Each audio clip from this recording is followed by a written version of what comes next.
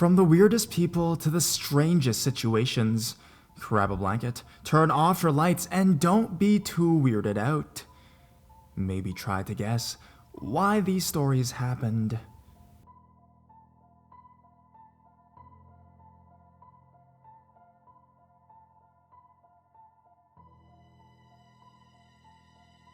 Delusional wedding planner.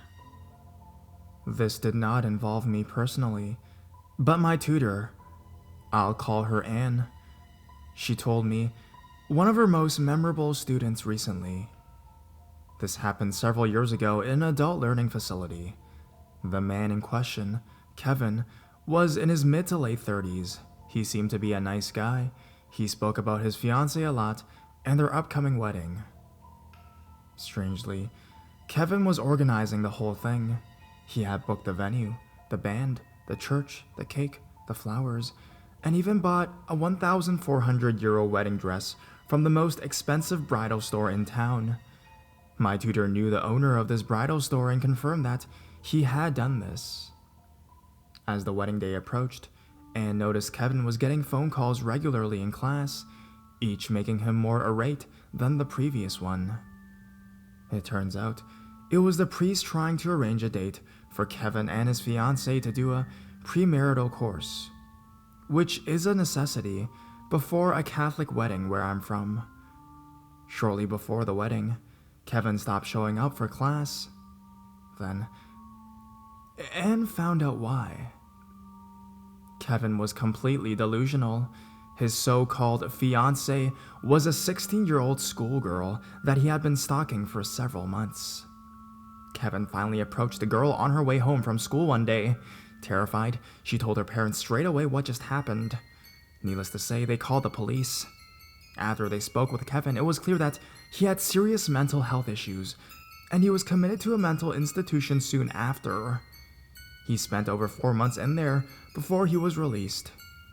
He returned to the course shortly after, but he was introverted and barely spoke. One day, in the middle of class, he just stood up, picked up his chair, threw it across the room, and walked out, never returning again. Anne has never seen or heard from him since. So, delusional wedding planner, let's never meet.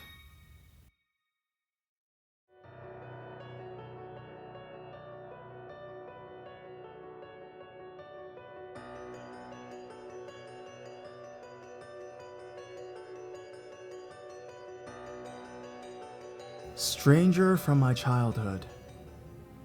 As a recent lurker, I figured I'd share my own story. I don't remember much of this happening and was too young to know what was going on, so a lot of this is based off my mom's memories. When I was very young, back in the early 90s, we didn't have a landline. I wanted to talk to my grandma, who did have a landline, and while my mom was busy painting the shed in the garden, I took the liberty of coasting out the front door to access the public telephone box located at the end of the block. Without knowing my grandma's number, I could barely read. As someone had left the gate unlocked, presumably the postman or something, it was very easy for me to escape. I excitedly made my way towards the phone box.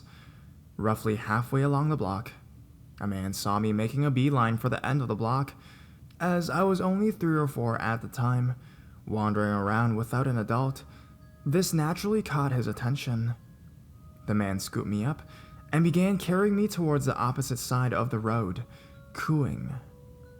At that moment, my mom began racing up the road in my dad's car and stopped when she clocked me with the strange man. She demanded that he hand me over, and he did, claiming that he was about to bring me home. This, obviously, raised all sorts of alarm bells for my mom. How did he know where I lived? She said that while he seemed sincere, something was off, but she didn't pursue it. She continued to see him around every now and then, nothing major, until one day, about a decade later, his face was in the local newspaper. The guy was being trailed for molesting children and was later convicted, but he has since been released after serving 4 years. If my mom hadn't noticed I was missing and gotten straight out to look for me, things could have been pretty grim. So, stranger from my childhood, let's not meet again.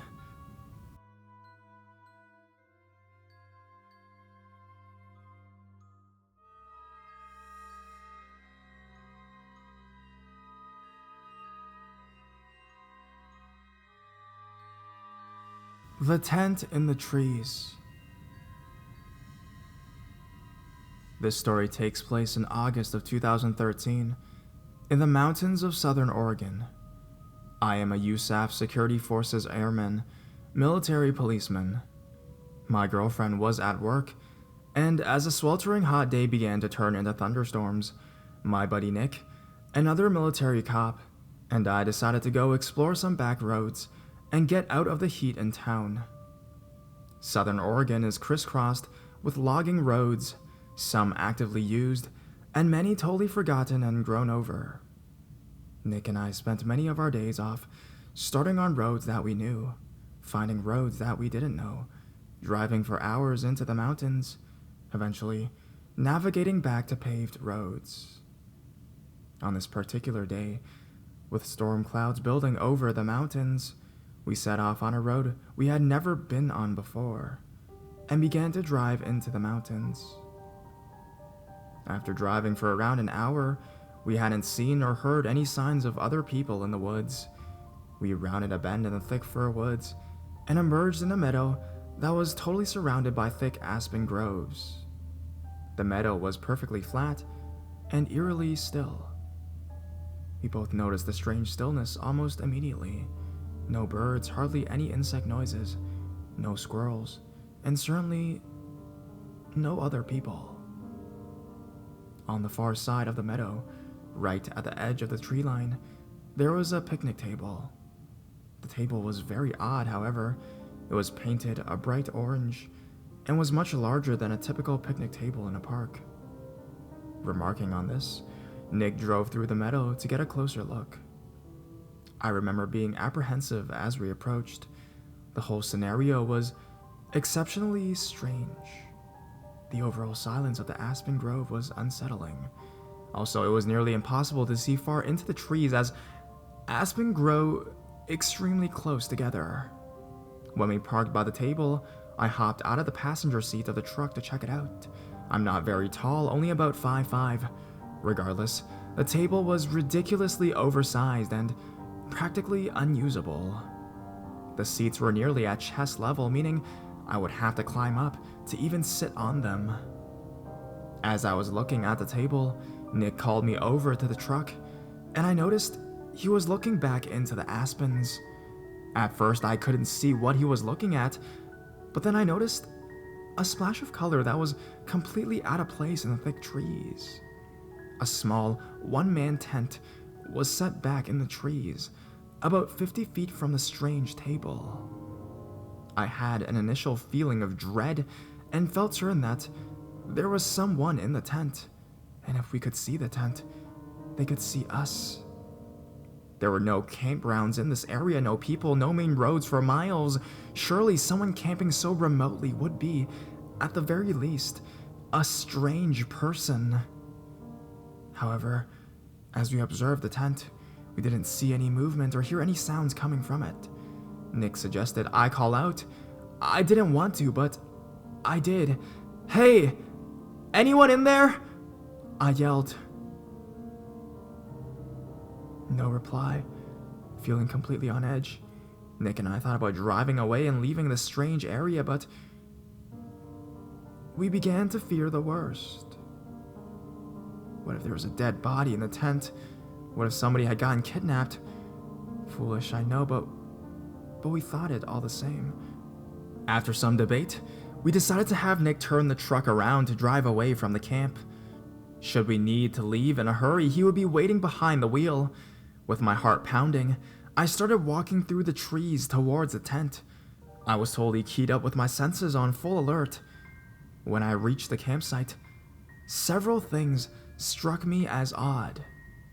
Backpacks were scattered all over. No fire had been built.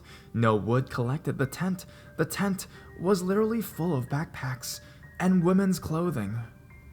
Full of dread, I turned to leave and tell Nick what I had seen. As I left, I heard Nick start yelling, "Let's go! Let's get the fuck out of here!"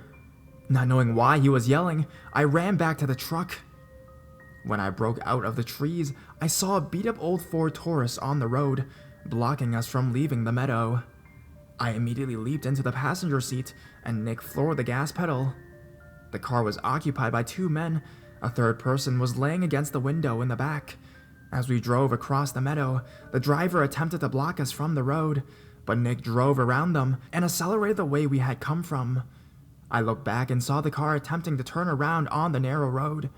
Nick drove like a madman, and though I was honestly terrified that they would catch up, we hit the highway without seeing the car again. Still do not know if the person in the back was male or female. I called the state police and they promised to send a trooper out to check out the scene. However, I received a call the next day from a trooper stating that the campsite, the backpacks, the woman's clothing was all gone, though he could tell people had been in the area. The strange table was still by the thick aspen grove. I have not returned to the area and do not intend to.